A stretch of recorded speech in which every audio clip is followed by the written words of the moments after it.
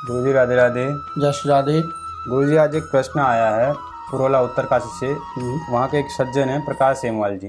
गुरुजी उनका कहना है 2017 में मेरे ताऊ के लड़के का एक्सीडेंटल निधन हो गया है। अच्छा जी, तो उनका कहना है कि अब वो मेरे भाई के ऊपर हावी हो रहा है, परेशान कर रहा है, प्रेत रूप में प्रेत बन चुका है। तो अच्छा। वो भाई को परेशान कर रहा है। अच्छा। और रोज सपने में आता है और रोज कहता है कि मैं तुझे ले जाऊंगा। अच्छा जी, तो वो कहता है रोज आता है और तुझे कहता है ले जाऊंगा मैं। और क्या है कि और बहुत समय से उसकी तबीयत बहुत ख़राब है और उसका तीसरा ऑपरेशन होने वाला है। अभी वो एडमिट ही है हॉस्पिटल में। अच्छा जी, तो और उनकी कल माताजी को भी दिखा। अच्छा। और माताजी को भी कहता है इसे ले जाऊंगा मैं। अच्छा, तुम्हारे बेटे को ले जाऊंगा। वो कहता है कि मैं इसे ले जाऊंगा। अच्छा। और फिर कल हॉस्पिटल में फिर दिखा उसको। अच्छा। और वहाँ भी कहता है मैं तुझे ले जाऊंगा। बच्चों को एडमिट है। अच्छा अच्छा जी, तो गुरुजी उनका कहना है कि कोई इसका समाधान क्या है? जी, देखिए, इसमें दो प्रश्न एक साथ है।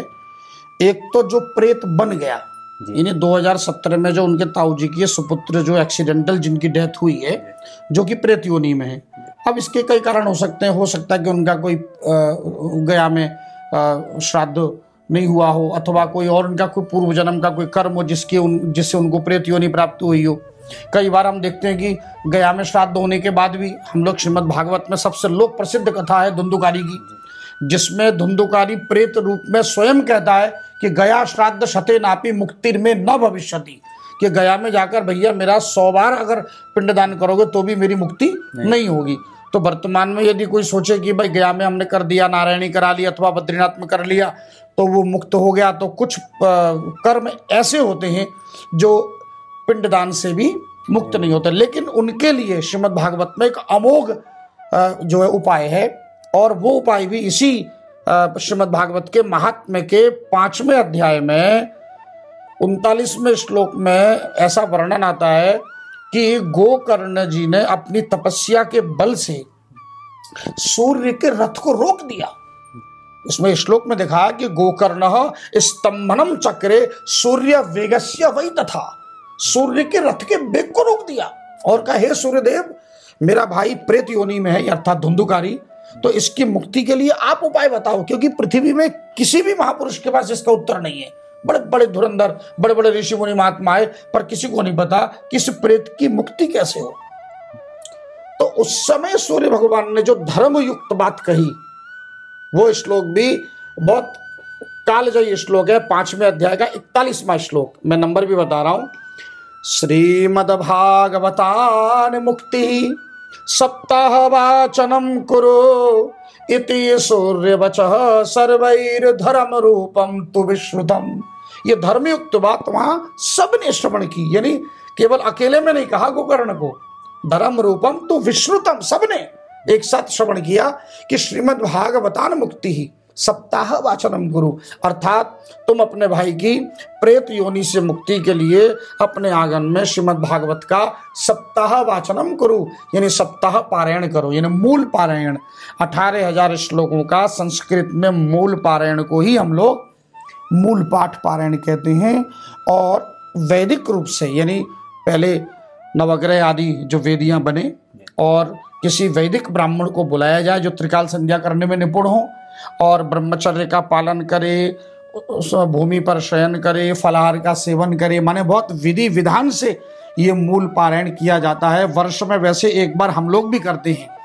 ये सूचना दे रहा हूँ कथा के मध्य में कि हम लोग भी प्रत्येक वर्ष पितृपक्ष में ब्रह्म मुहूर्त में 3:30 बजे गंगा तट पर, पहले तो हर की पौड़ी पर होता था, पर आजकल वहाँ अत्यधिक भीड़ के कारण स्वामी हरिगिरी घाट कनखल में स्थित सती घाट के निकट, इस घाट में ब्रह्म मुहूर्त में ब्राह्मण लोग मूल पारायण में बैठते हैं। आप लोग चाहें तो अपने पितरों के निमित्त, अपने परिजनों के निमित्त, यदि आप अथवा किसी प्रेत योनि से मुक्ति के लिए आप मूल पारायण में प्रतिवर्ष ये भाग ले सकते हैं। अभी भी अगले महीने ही पितृपक्ष आरंभ होने वाला है, तो उस समय आप लोग ये लाभ ले सकते हैं। तो अब आपके प्रश्न जो सेमवाल जी हैं, अब इनके 2 प्रश्न हैं। तो प्रथम प्रश्न तो ये है कि इनके जो ताऊ का लड़का 7 वर्ष पूर्व 2017 में जिनका निधन हो गया एक्सीडेंट में, उनकी मुक्ति के लिए एक मूल पारायण करा लिया जाए। लेकिन इसका दूसरा भाग है कि जो इस समय वर्तमान में जिनको परेशान कर रहे हैं, तो वो बच्चा कैसे करे, तो उसको भी दो उपाय, एक तो भगवान नाम का आश्रय ले, और दूसरा वो अपनी सुरक्षा के लिए इसी श्रीमद् भागवत में 6वें स्कंद में एक अमोघ कवच, नारायण कवच, नारायण कवच को धारण करके अपनी आत्मरक्षा कर सकता है। नारायण कवच यदि कोई धारण कर ले तो एक साथ 24 अवतारों का सामर्थ्य, 24 अवतारों की कृपा उसे प्राप्त हो जाती है। जैसे कि हम लोग नारायण कवच में देखते हैं कि जलेषु मां रक्षतु मत्स्य मूर्ति यादोर गणेभ्यो वरुणस्य पाशात स्थलेषु माया वटुवामनुभ्यात त्रिविक्रम खेवतु पुष्परूपः। इसमें लिखा है जल में भगवान रक्षा करे, मत्स्य भगवान मेरी, थल में मेरी रक्षा करे, नभ में विश्वरूप मेरी रक्षा करें। तो सर्वत्र 24 अवतार मेरी रक्षा, और केवल अवतार नहीं, इसमें भगवान के आयुधों का नाम भी है कि भगवान का दिव्य शंख मेरी रक्षा करे, भगवान का दिव्य सुदर्शन चक्र मेरी रक्षा करे, आगे पीछे सर्वत्र सर्वदा मेरी रक्षा करे, है गदा भगवान का, गदा जो गदाधर भगवान मेरी रक्षा करे, तो दिन में रक्षा करे, रात्रि में रक्षा करे, यानी सर्वत्र सर्वदा रक्षा करने का इससे सुंदर और श्रेष्ठ कोई उपाय नहीं है। जो लोग ये सोचते हैं कि ये प्रेत हमें भयभीत करता है तो महाराज, तो ये केवल प्रेत के लिए ही नहीं है, बल्कि वर्तमान समय में आपने सुना होगा एक शब्द बड़ा चल रहा है आजकल, ब्लैक मैजिक, यानी काला जादू।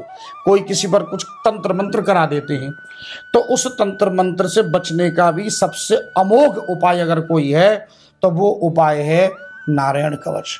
तो प्रेत से बचना हो, भूत प्रेत से रक्षा हो, ऊपरी हवा जिसको हम बोलते हैं, अथवा कोई असाध्य रोग यदि है तो उस रोग के प्रसार को रोकने के लिए, रोग का उपाय नहीं, इलाज नहीं करेगा, पर उस रोग के प्रसार को रोक देता है ना। यानी आत्मरक्षा के लिए जहां तक आपने उपचार कराया उस रोग को आगे नहीं बढ़ने देता, तो एक प्रकार से उसकी रक्षा हो जाती है। और देखो जीवन मरण हानि लाभ ये तो नारायण के हाथ में, जिसकी मृत्यु आई है उसको तो जाना ही है, उपाय कोई भी कर लो, लेकिन हाँ पर इस कवच को जो धारण कर लेते हैं उनकी अकाल मृत्यु नहीं होती। तो एक तो इनके जो छोटे भाई हैं जिनको वो जो ताऊ का बेटा प्रेत रूप में कष्ट दे रहा है, तो वो एक तो नारायण कवच धारण कर सकता है, और एक लेटे लेटे भगवान नाम का आश्रय ले सकता है ना। गोपाल सहस्त्र नाम में एक बड़ा सुंदर अमोघ नाम है, ओम नारसिंहाय महावीराय नमः, ओम नारसिंहाय महावीराय नमः, ओम नारसिंहाय महावीराय नमः। इस नाम के जप से कोई भी ऐसी कोई नेगेटिव एनर्जी आजकल की भाषा में, या कोई भी ऊपरी बाधा, ऊपरी हवा स्पर्श नहीं कर सकते। इस नाम में इतनी शक्ति है। और कलयुग केवल नाम आधारा, सुमिर सुमिर भव उतरई पारा।